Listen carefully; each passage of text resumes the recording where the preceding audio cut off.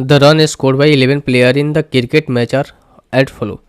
बोला गया ना calculate the medium of the data. यहाँ पर मीडियम बोला गया कि आपको यहाँ पर मीडियम बताना है। तो मीडियन के लिए सबसे पहले क्या होता है कि असेंडिंग ऑर्डर में हम वैल्यू को अरेंज करते हैं।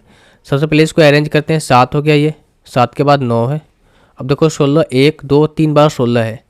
उससे पहले क्या है 11 है, तो 11 को मिल देता हूँ। अब उससे बड़ी वैल्यू कौन सी है 16 है। 16 3 बार है, तो मैं 16 को 3 बार यहाँ से लिख देता हूँ। 3 बार मैंने 16 को लिख लिया यहाँ से। अब इसके बाद क्या बच रहा है 16 के बाद कौन सी वैल्यू बढ़ी है भाई। 16 के बाद जो वैल्यू है 51 है। थोड़ा सा मैं कॉमा दे दूंगा तो आपको लगेगा कि अलग अलग वैल्यू है।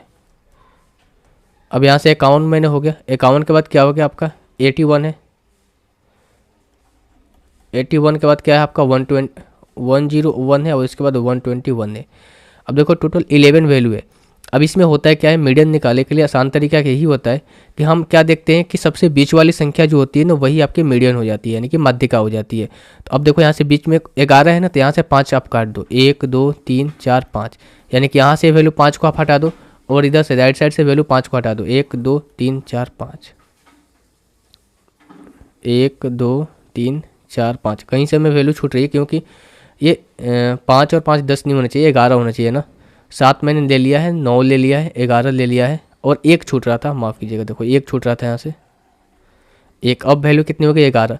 11 वैल्यू है तो जाहिर सी बात है कि बीच वाली संख्या 1 होगी, मीडियन होगी। तो 5 इधर से जाएंगे और 5 आपके इधर से जाएंगे। 5 आपके इधर से 1 2 3 4 5 यहाँ तक, और 5 आपके इधर से जाएंगे यहाँ तक। तो जो बीच में वैल्यू बच रही है कौन सी है 16 वैल्यू बीच में बच रही है, तो यही आपकी मीडियन हो जाएगी, ऑप्शन नंबर 4। हमेशा याद रखिए कि मीडियन निकालने के लिए सबसे पहले जो डेटा होता है ना उसको हम अरेंज करते हैं असेंडिंग ऑर्डर में। असेंडिंग ऑर्डर में अरेंज करने के बाद में हम क्या करते हैं कि बीच वाली संख्या ढूंढते हैं कौन सी है और वही हमारी मीडियन हो जाती है।